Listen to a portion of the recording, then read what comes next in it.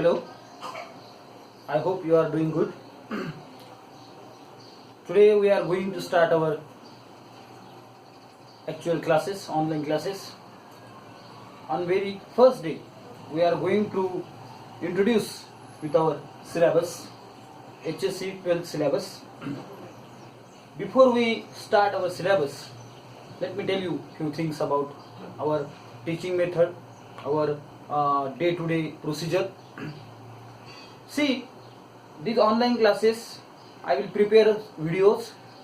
The videos will be of 15 minutes and I will post such 2 videos every day. I know there are some issues regarding instruments, coverage, network and all those things. So I will try my level best to compress those videos. And every day I will conduct these lectures. First, today I will start with our 12th syllabus, and that's introduction with the syllabus. See, HSC's 12th English content or syllabus is divided into 4 major sections, that is prose, poetry, writing skills and drama. The HSC board has already given this syllabus text on its website. If you don't have it or you don't have a textbook, you can inform me about it. I will send you the soft copy or PDF copy of this syllabus. These 4 sections consist of 8 prose. That prose means prose is consist of 8 prose. It consists of short stories, lesson. Then there are 8 poetries. Writing skills consist of 6 elements: letter writing, report writing, paragraph writing, etc. And drama, there are 4 elements. This is something new for you, because you must have gone through all these things from your 5th standard. And this drama, this is a very new thing for you. But we will deal with at the end of our curriculum, and it is also given at the concluding part of our syllabus. हा आपल्या सिलेबसच्या अगदी शेवटच्या पार्टला दिलेला आहे. Let me tell you, I will use translation method for teaching. तुम्हाला इंग्रजी शिकवण्यासाठी मी ट्रान्सलेशन मेथड वापरेन. Translation method is the most proper method for students belonging to rural area. ग्रामीण भागातून आपण असल्यामुळे आपल्याला काही शब्द इंग्रजीचे समजतीलच असे नाही, म्हणून मी ट्रान्सलेशन मेथड वापरणार आहे. ट्रान्सलेशन मेथडमध्ये एक सेंटेन्स इंग्लिशमध्ये सांगितल्यानंतर I will repeat it in to English. मी ते पुन्हा इंग्रजीमध्ये रिपीट करेन. So you will get to use of my practice.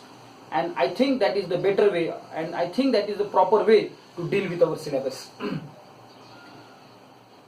See, these sections, what we will do, how we will progress through our syllabus. With prose, we will deal with 2 prose, then we will deal with 2 poetry, 2 elements, and simultaneously we will go ahead. We will not go directly to completing 8 prose, then we will go to 8 poetry. No. See, why these sections are given are very important issue, very important point. These sections actually offers variety to your study. Only prose is some kind of a boredom. Poetry will add some, what we can say, gist to our teaching. Then writing skill, there are report writing, letter writing. This is one of the scoring part of our syllabus. And drama, it is very innovative. Something innovative thing that you will learn in this academic year. या academic year मध्ये हे तुम्हाला वेगवेगळे घटक तुम्हाला बघायचे आहे: pros, poetry, elements आणि ड्रामा. Why this section? हे सेक्शन का केले आहे? हे सेक्शन का करण्याचं मुख्य कारण हे आहे का व्हरायटी पाहिजे, नाविन्य पाहिजे, काहीतरी क्युरिओसिटी पाहिजे आपल्या टीचिंग मध्ये, आपल्या अभ्यासामध्ये. आपल्या जसं बघा, लेट मी टेल यू, रोज एकच भाजी खाल्ली तर ती आवडत नाही. Yes sir, you need some pickle, तुम्हाला थोडं लोणचं पाहिजे, चटणी पाहिजे. So you need variety, and that is what the syllabus is all about. आणि सिलेबस सुद्धा थोडासा त्या पद्धतीचाच आहे.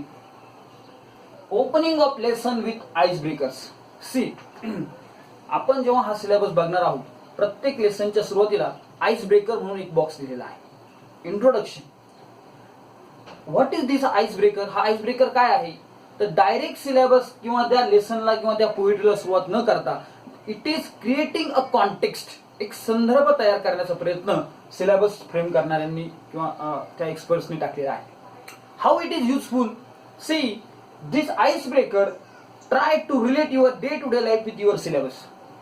आपण जे रोज बघतो आपल्या आसपासचे असे प्रश्न त्यांनी आइस ब्रेकर मध्ये टाकले, ओपनिंग रिमार्क मध्ये टाकले. सपोज आता आपण पहिला लेसन घेणार आहोत, the astrologer's day, written by R.K. Narayan. It is a short story.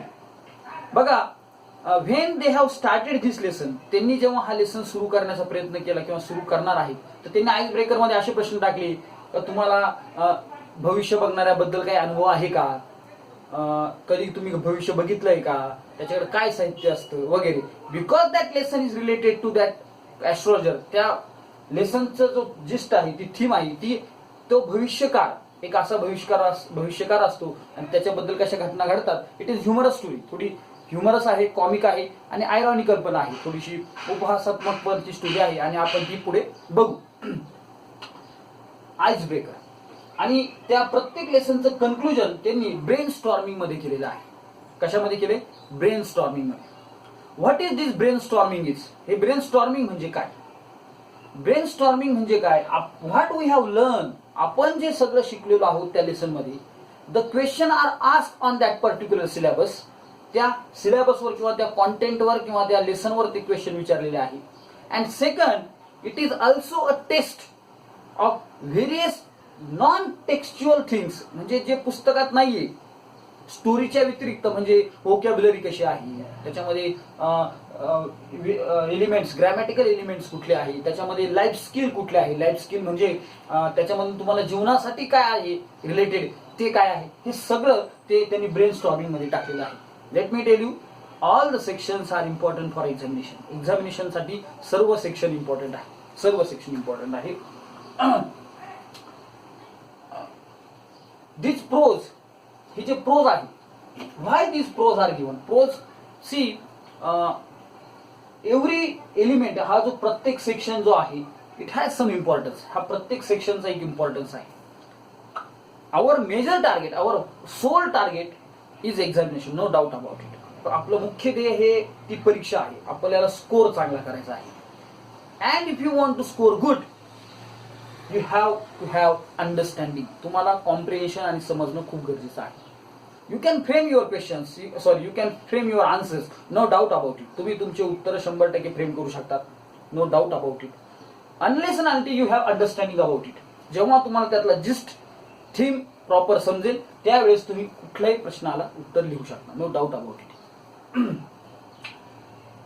C, this is a very textual knowledge, but let me go a step ahead. तुम्हाला एक पाऊल पुढे जाऊन सांगतो का बघा, what is English and why you are learning it. तुम्ही इंग्रजी अगदी 5वी पासून, some of you must have been learning from first standard, पहिलीपासून तुम्ही शिकता. The only objective of teaching and learning English is to adapt with 4 basic skill. 4 ज्या basic skills आहे इंग्लिशच्या, त्या अडॅप्ट करणं हे सगळ्यात महत्वाचं चॅलेंज आहे. I will is this.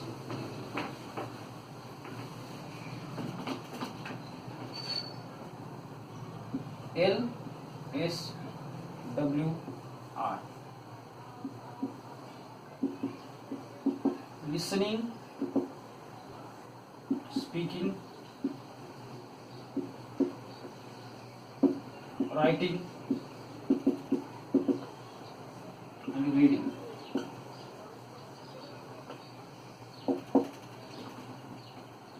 See, up to this 12th standard, you are master of listening.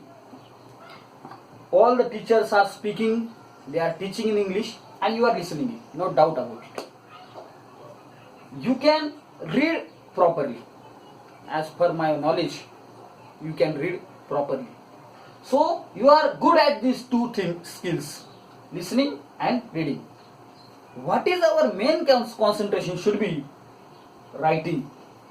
That is going to give you a mark. हे आणि हे करून तुम्हाला मार्क्स मिळणार नाही. Writing will give you marks. उत्तर लिहून किंवा रायटिंग स्किलमुळे तुम्हाला मार्क्स मिळणार आहेत.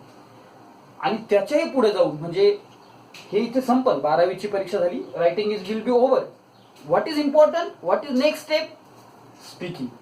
दिस speaking will give you success. Yes, this speaking will give you success. हे स्पीकिंग तुम्हाला यशाच्या जवळ घेऊन जाईल किंवा यशस्वी करेल. See, if you have knowledge and if you can express it properly, you are going to be successful.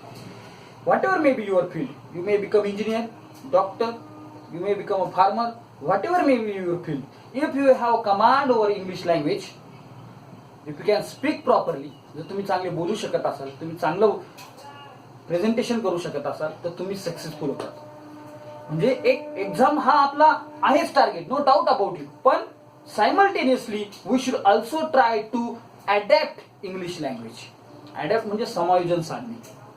डार्विनने सांगितलंय, the animal who will adapt itself will survive.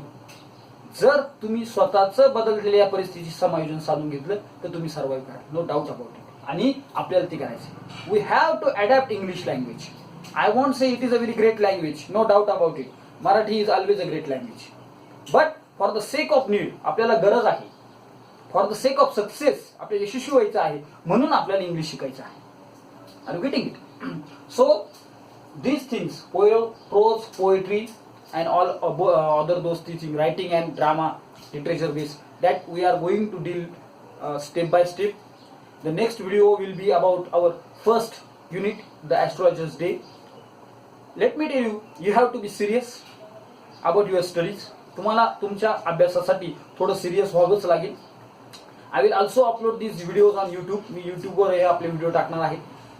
And you should be, what we can say, interactive. तुम्हाला अडचण आली, I have already given you my number. माझा number मी प्रत्येक वेळेस तुम्हाला दिलेला आहे. You can talk to me. तुम्ही माझ्याशी बोलू शकता. I will surely there for help. मदतीसाठी 100% मी आपल्या भाषेसंदर्भात मी सदैव तत्पर आहे. Thank you. See you tomorrow. See you in next video. That video will be about our first unit, the astrologer's day. Thank you.